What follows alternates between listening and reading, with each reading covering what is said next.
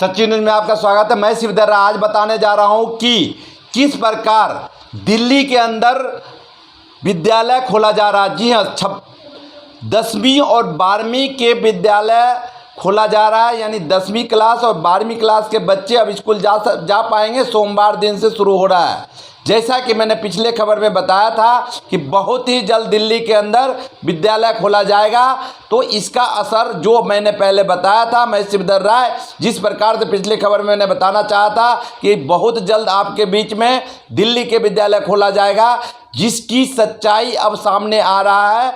और 10वीं और 12वीं का विद्यालय खुल चुका है। 10वीं और 12वीं के बच्चे सोमवार से, यानी आने वाले सोमवार यानी कल के दिन से यह विद्यालय खुल जाएगा। और इस प्रकार से दिल्ली के अंदर सभी छात्र छात्राएं विद्यालय जा पाएंगे और प्रारंभिक तौर पे प्रैक्टिकल और इत्यादि कार्यों के लिए बाद में फिर जाकर पढ़ाई भी होगी और धीरे धीरे सारे विद्यालय के सभी विद्यार्थी को बुलाया जाएगा, ऐसा विश्वास सूत्रों से पता चला है। इसलिए लाइक करें, सब्सक्राइब करें, शेयर करना ना भूलें। इसी के साथ यदि सीबीएसई प्राइवेट से भरे हुए फॉर्म में बच्चे हैं, जैसे छात्रा जो लड़कियों के लिए कि स्पेशल सीबीएसई बोर्ड से फॉर्म भरा जाता है, जिसके लिए यदि 9वीं फेल है तो 10वीं का फॉर्म भर सकते थे और 11वीं फेल है तो 12वीं का पेपर दे सकते हैं।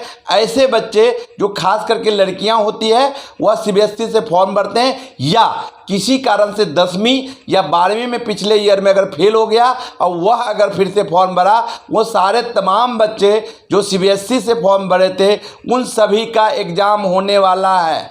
बहुत ही जल्द इसका डेट शीट, हॉल टिकट इत्यादि मिलेगा। जो भी लोग सीबीएसई के छात्र हैं, छात्राएं हैं, या किसी कारण से पिछले साल या उससे पिछले साल फेल हुए, कंपार्टमेंट हुए, वो एग्ज़ाम दे रहे हैं और सीबीएसई का फॉर्म भर रखे थे, उनका रिजल्ट अभी नहीं निकला था, उन लोगों को रिजल्ट अब निकलेगा जब एग्ज़ाम होगा। और इसका एग्ज़ाम का डेट निर्धारित हो चुका है, 16 तारीख के बाद एग्ज़ाम होगा। और साथ ही 1, 2, 3 के अंदर आपको रोल नंबर मुहैया हो जाएगा। नेट पर सर्च करें, अपनी रोल नंबर, अपनी कंफर्मेशन लेटर इत्यादि डालकर आप अपना देख पाएंगे। नेट पे सर्च मारें, वेबसाइट पे चेक करें, और फिर भी अगर कहीं नहीं हो तो सीबीएसई बोर्ड से कंसल्ट करें और आपका एग्ज़ाम अब बहुत जल्द होने जा रहा है। और साथ ही जो लोग सीबीएसई बोर्ड से जुड़े हुए हैं उनके लिए खबर है, और साथ ही जो 10वीं 12वीं के स्टूडेंट जो इस बार 10वीं और 12वीं में गए हैं उन लोगों को विद्यालय सोमवार से बुलाया जाएगा, ऐसा खबर है। और साथ ही आज भारतीय जनता पार्टी के विशेष बैठक कार्यकारिणी का बैठक किया गया बालाजी चौक त्यागी वेंकट हॉल के निकट, जिसके अंदर जिला अध्यक्ष विजय सोलंकी जी और तमाम बड़े नेताओं के बीच में कार्यकारिणी का बैठक हुआ, जिस पर हर बिंदुवार चर्चाएं हुई। कार्यकर्ताओं को संगठन करने के लिए आने वाले 2022 के निगम चुनाव के लिए चर्चा की गई और किस प्रकार निगम में पूर्ण बहुमत के सरकार, यानी पूर्ण बहुमत से तीनों निगम में भारतीय जनता पार्टी का पताका फहरेगा।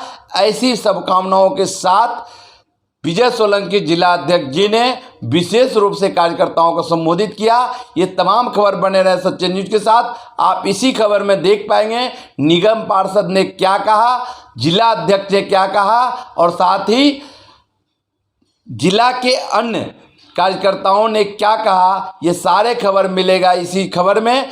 बने रहें सच्चे न्यूज के साथ। लाइक करें, सब्सक्राइब करें और शेयर करना ना भूलें। मैं शिवधर राय आपको विश्वास दिला रहा हूं कि सच्ची न्यूज़ से जुड़े रहें, हर सच्ची खबर देखें, जानें। और अगर आपके क्षेत्र में किसी प्रकार की घटना घट रहा हो तो उसकी सूचना जरूर दें।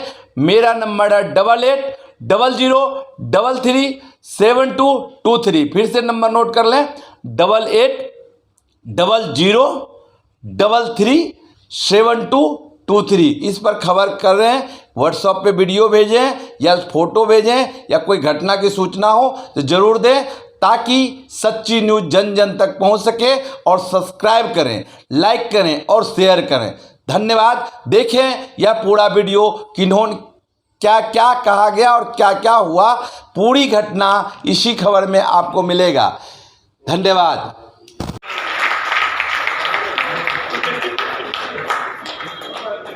कह रहे ताली नहीं बजाएगा तो चालान कट जाएगा।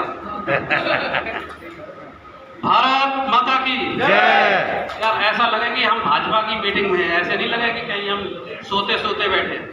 वंदे मातरम, वंदे मातरम, भारतीय जनता पार्टी जिंदाबाद। अब आया ना। भारत माता की जय, भारत माता की जय, भारतीय जनता पार्टी जिंदाबाद, भारतीय जनता पार्टी जिंदाबाद। आज हासाल मंडल की इस कार्यकारिणी में मंच पर उपस्थित आज के इस कार्यक्रम की अध्यक्षता कर रहे बहुत ही कर्मठ और जुझारू युवा मंडल अध्यक्ष भाई तापस तिवारी जी, आपके लोकप्रिय निगम पार्षद भाई विनय गौड़ जी, हमारे बहुत ही वरिष्ठ कार्यकर्ता और जिले में मेरे सहयोगी कार्यालय मंत्री भाई अजय फोर जी, पूर्वांचल मोर्चे के कार्य को गति देने वाले बहुत ही वरिष्ठ कार्यकर्ता भाई संजय झा जी, हमारे इस जिले में प्रवक्ता और मंडल के प्रभारी भाई अजय प्रताप जी, आप सभी मंडल के पदाधिकारीगण, मातृशक्ति और एक बच्चा भी है, प्यारी बिटिया। मेरा सिलेबस समाप्त हो चुका है। जितने भी वक्ता थे इन्होंने बहुत पसीना बहाया है, सबके पसीने छूट गए थे, ठीक है ना। मैं देख रहा था भाषण दे दे के और सबके पसीने निकल रहे थे। मेरे पास अब कुछ नहीं बचा बोलने के लिए। मैं केवल और केवल, पहले तो एक बार जोरदार ताली आप अपने लिए बजाइए और फिर इनके लिए बजाइए। देखिए जो कार्यकारिणियां है ना, इनकी जो भाषण थे ना, वो पीड़ा थी, एक कार्यकर्ता के अंदर का दर्द था, वो तकलीफ थी, वो अंदर से एक भाजपा का कार्यकर्ता बोल रहा था जो परेशान है, जो पीड़ित है और उसकी स्थिति इस तरीके से है कि वो करना चाहता है, उसके अंदर इच्छा शक्ति है, वो समाज के बीच में जाना चाहता है, समाज का भला करना चाहता है, लेकिन वो कर नहीं पाता। और एक ऐसी गूंगी बहरी निकम्मी, इन वक्ताओं ने बताया किस प्रकार की सरकार आज दिल्ली में काबिज है, कैसे सपने दिखाए थे, कैसे सब्ज़बाग दिखाए थे, कैसे बच्चों की कस्में खाई थी, किस तरीके के उसने एक आम आदमी का बिल्कुल ऐसा, उसका जो चेहरा मोहरा, उसकी जो कपड़े, उसके जो चप्पलें, उसके कमीज, आपने देखा वो कमीज की जो सिलाई है ना, वो कमीज की सिलाई भी 1 इंच बड़ी, मतलब आमतौर पर शोल्डर पर यहाँ सिलाई होती है, उसकी कभी भी कमीज देखोगे तो यहाँ आती है, जो सिलाई है ना वो यहाँ आती है। मतलब सबको लगता है बड़ा बेचारा सा है, देखो। और जब राजपथ पर यशस्वी प्रधानमंत्री नरेंद्र मोदी जी बैठते हैं मंच पर, और वहाँ पर प्रोटोकॉल के हिसाब से दिल्ली का मुख्यमंत्री भी बैठता है, तो अरे गणतंत्र दिवस है, देश का एक गरिमामय हमारा, जब हम अपने इतिहास पर, अपने संविधान पर, अपने स्वतंत्रता सेनानियों पर, अपने पराक्रमियों पर जब हम गर्व की अनुभूति करते हैं, ऐसे समय पर चप्पल पहन के बैठते हैं, चप्पल पहन के, लिटरली आपने सब देखा हो कैसा बहरूपिया है, कैसा गिरगिट की तरह से रंग बदलता है। आज दिल्ली को कहा था कि हर घर में नल से जल दूंगा, तो नल से जल तो दिया नहीं। अब वैसे घर घर में, जैसे बताया ना कि अम्बाला चौक से मुरली समोसे तक, और यहाँ से उस रोड तक, विक्रांत चौक तक, और यादव एनक्लेव, मटकी वाली गली, मेरे से तो कोई कुछ छुपा नहीं है, क्योंकि आपने 2-2 बार मुझे यहाँ पर सेवा का मौका दिया और मैं उस तकलीफ और पीड़ा से गुजर चुका हूँ। तो आज विनय जी की जो तकलीफ है वो समझ में आती है, और हम सब की जिम्मेदारी ये है कि ये जो कार्यक्रम होते हैं ना, जो कार्यकारिणी होती है, इसमें पार्टी यहाँ तक जो पहुँची है, अजय फोर जी ने बताया था कि प्रधानमंत्री जी, आज विश्व की सबसे बड़ी पार्टी भारतीय जनता पार्टी है, सबसे ज़्यादा सांसद हमारे हैं, सबसे ज़्यादा MP, सबसे ज़्यादा मुख्यमंत्री, सबसे ज़्यादा विधायक, सबसे ज़्यादा निगम पार्षद, सबसे ज़्यादा नगर पालिका परिषद के अध्यक्ष पूरे भारत में किसी पार्टी है तो उस पार्टी का नाम है भारतीय जनता पार्टी। जिस पार्टी के सबसे अधिक सदस्य हैं, 18 करोड़ की पार्टी है, उस पार्टी का नाम है भारतीय जनता पार्टी। और जिसके पास विश्व का सबसे लोकप्रिय नेता अगर कोई है तो उस व्यक्ति का नाम है नरेंद्र मोदी। और वो किसका है? वो भारतीय जनता पार्टी का कार्यकर्ता है। भारतीय जनता पार्टी का कार्यकर्ता। ये भारतीय जनता पार्टी में संभव है कि एक घर में पोछा लगाने वाली, दूसरे के घरों में बर्तन मांजने वाली माँ का, उस गरीबनी का बेटा अगर इस देश का प्रधानमंत्री बन सकता है तो ये लोकतांत्रिक व्यवस्था भारतीय जनता पार्टी में हो सकती है, किसी दूसरी पार्टी में नहीं। तो आप देखिए, जवाहरलाल नेहरू से इंदिरा गांधी, फिर राजीव गांधी, फिर वो एक पप्पू नाम का प्राणी उस घर में पैदा हो गया, उसके भाग्य में ही नहीं है। नहीं तो उसको भी वो पार्टी को बिल्कुल जड़ से खत्म जब तक नहीं कर देगा, क्योंकि ये कहते हैं कि 3-4 पीढ़ी के बाद एक ऐसा सत्यानाशी पैदा होता है जो सारे पुरखों की कमाई, ऐसा होता है ना, कहते हैं ना हमारे बड़े बुजुर्ग, भाई एक बार तीसरी चौथी पीढ़ी में एक बदलाव आता है और जो सब बड़ों ने कमाया होता है उसको साफ कर देता है। तो ये कांग्रेस में आया जिसने ठेका उठा रखा है कि भाई भारतीय जनता पार्टी को और इनको जो है ना बहुत ज़्यादा आप लोग मेहनत करते हैं, तो यहाँ दिल्ली में तो साफ करा दिया, पूरे अखिल भारतीय स्तर पर इसने पार्टी को खत्म करने का डेढ़ा उठा रखा है। कहने का भाव ये है कि ये जो कार्यकारिणी, ये कार्यक्रम, ये बैठक जो होती है ना, ये सब हमारी पार्टी के कार्यकर्ताओं में पैनापन और धार पैदा करने के लिए है। कोई नई बात इन मंच के लोगों ने नहीं बताई, ना मैं कोई नई बात बता रहा हूँ, ना मैं कहीं बाहर से आया, मैं आप ही के बीच का कार्यकर्ता हूँ। बस हमारे दायित्व तो बदल होते हैं।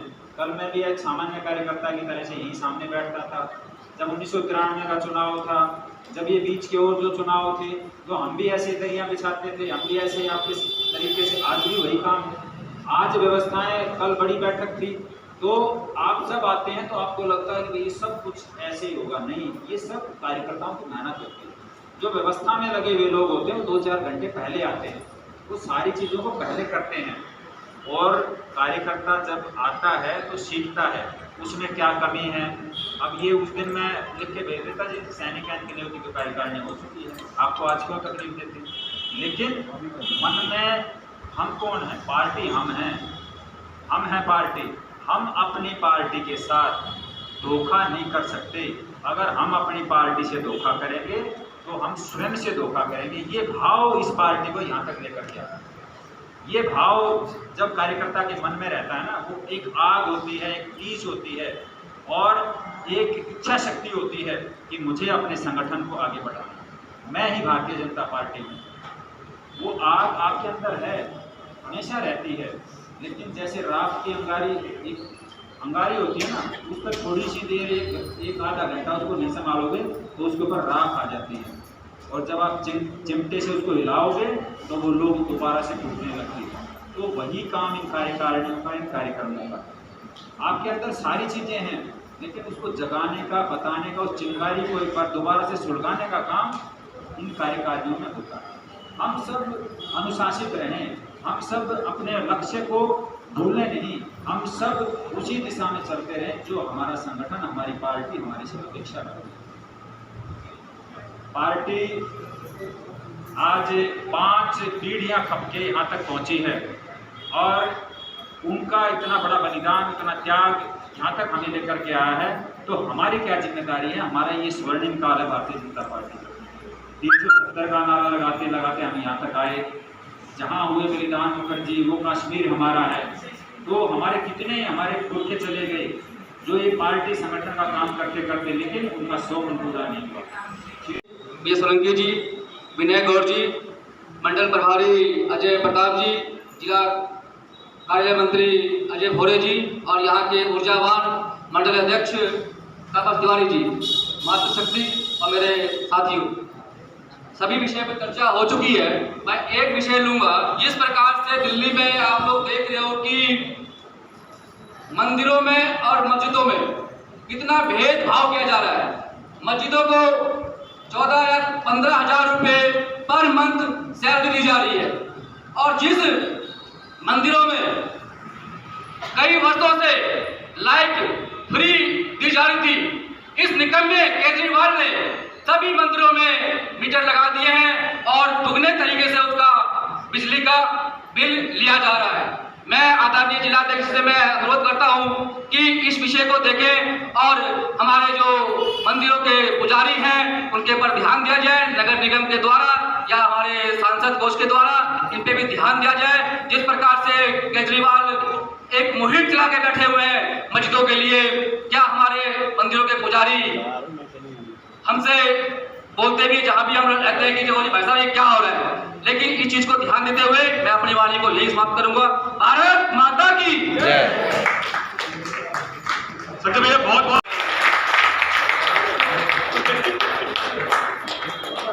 जी कह रहे ताली नहीं बजाएगा तो चालान कट जाएगा। भारत माता की जय। यार ऐसा लगे कि हम भाजपा की मीटिंग में हैं, ऐसे नहीं लगे कि कहीं हम सोते सोते बैठे। वंदे मातरम, वंदे मातरम, भारतीय जनता पार्टी जिंदाबाद। अब आया ना मजा।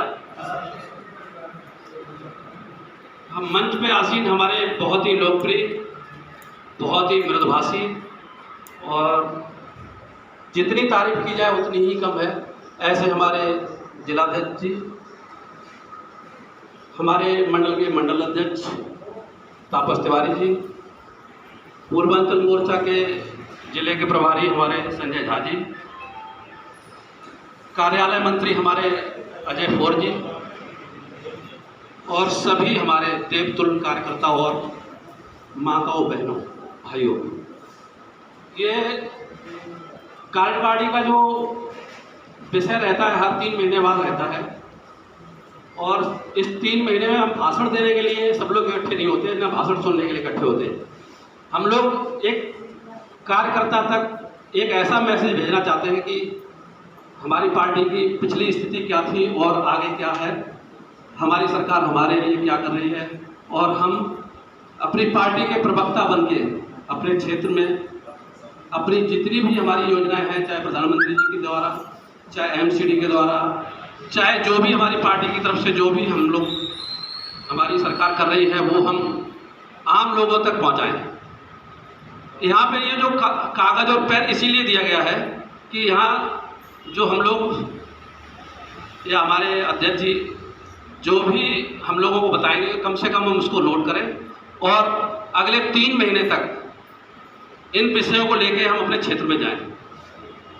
अभी हमारे अध्यक्ष जी कह रहे थे कि मंडल अध्यक्ष जी कि जो विषम परिस्थितियां हैं क्षेत्र में, पानी भरा हुआ है, जिसके लिए विधायक और निगम दोनों जिम्मेदार हैं।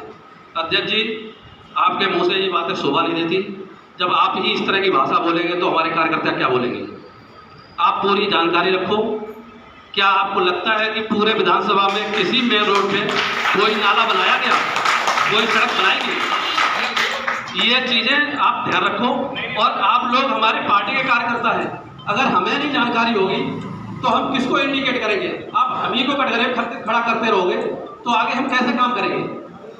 गलतियां हमसे भी होती हैं, ऐसा नहीं कि हम कोई भगवान के स्पेशल बनाए हुए आदमी हैं, हमसे गलतियां नहीं होंगी, गलतियां हो सकती और होंगी भी। लेकिन आप लोग उन गलतियों को छुपा के और जो भी बात कहनी है आप हमें व्यक्तिगत कह सकते हो, हमारे अध्यक्ष जी से कह सकते हो, जिलाध्यक्ष जी से कह सकते हो, वो अच्छी लगेगी।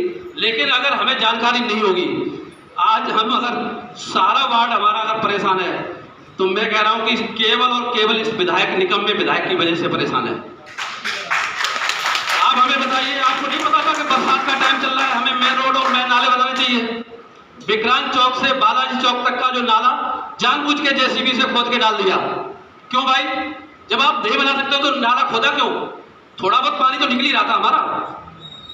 ऐसे ही आप बालाजी चौक से लेके और मुरली समोसा तक, अभी बीच में अध्यक्ष जी ये इस पर रोड बनाने की बात कर रहे हैं। मैंने ये कहा भाई आप रोड कैसे बना रहे हो? रोड बनाने का आपको राइट ही नहीं। रोड बनाने का मतलब है कि 5 साल तक आप इस रोड पे कोई काम नहीं कर सकते, ना नाला बना सकते हो और न ही सीवर डाल सकते हो।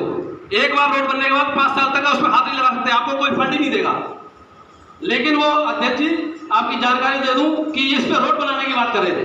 मैंने कहा भाई पहले नाला, फिर सीवर, उसके बाद रोड, और अगर नहीं मानोगे तो हम धरना देंगे इसी रोड पे बैठे।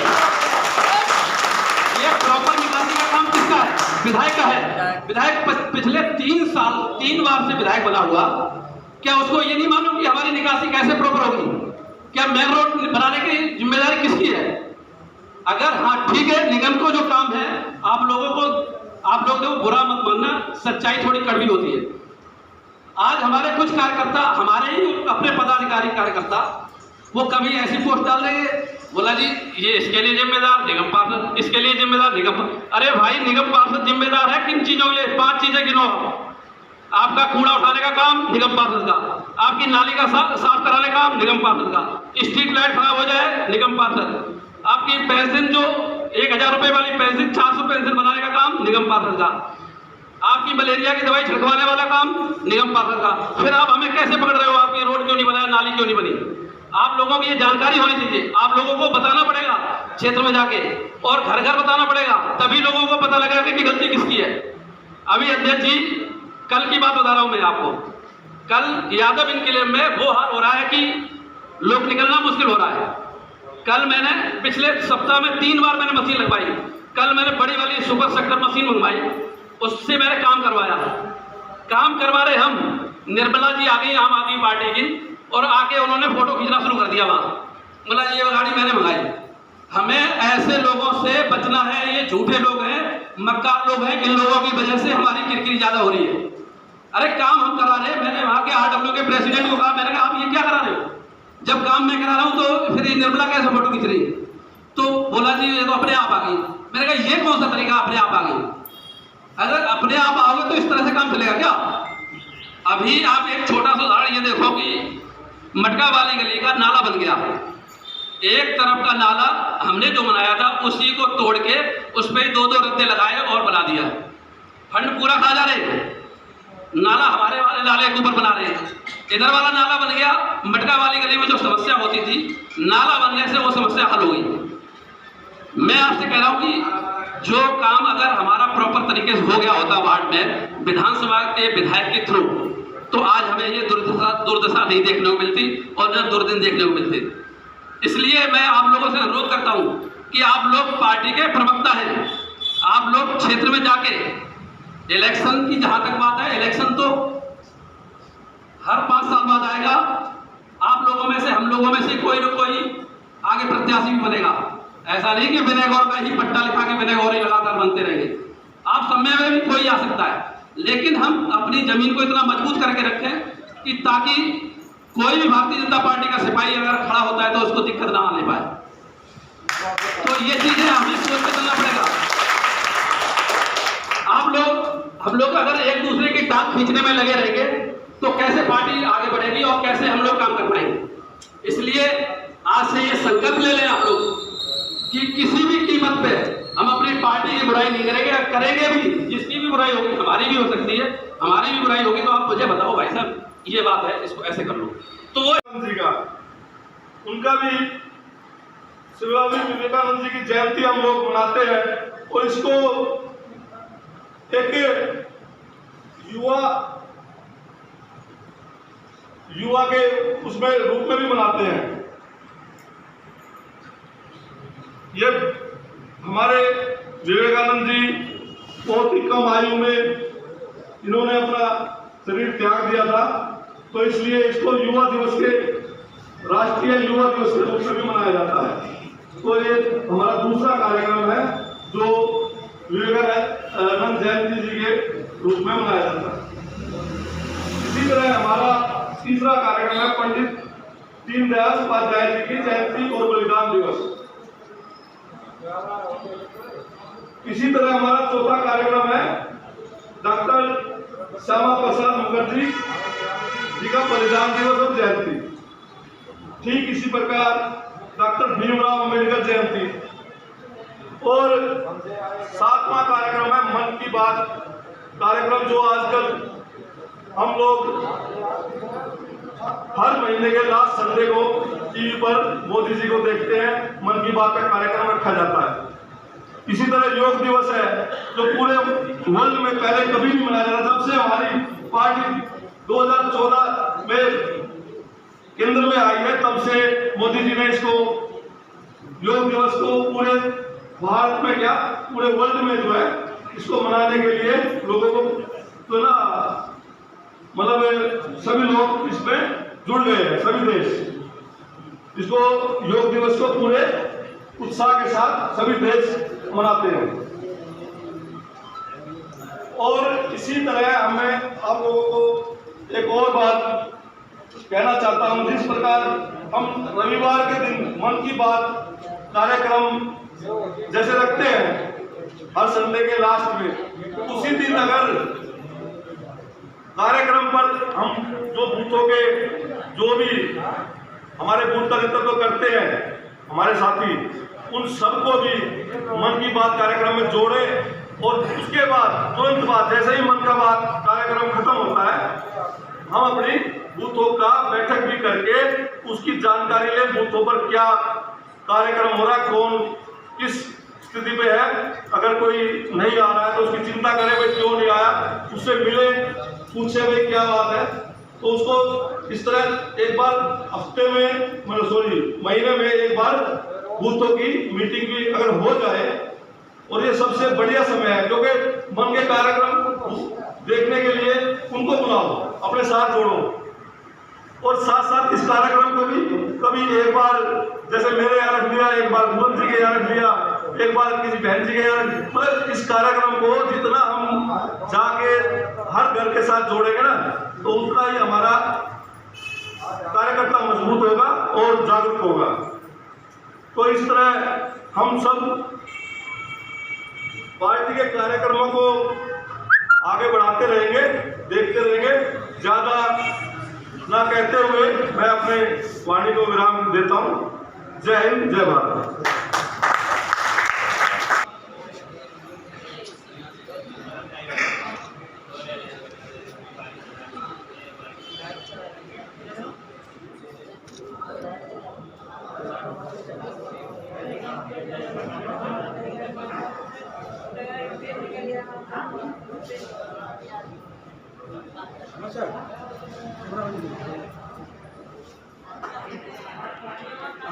ये पकड़ लो आप पकड़ो।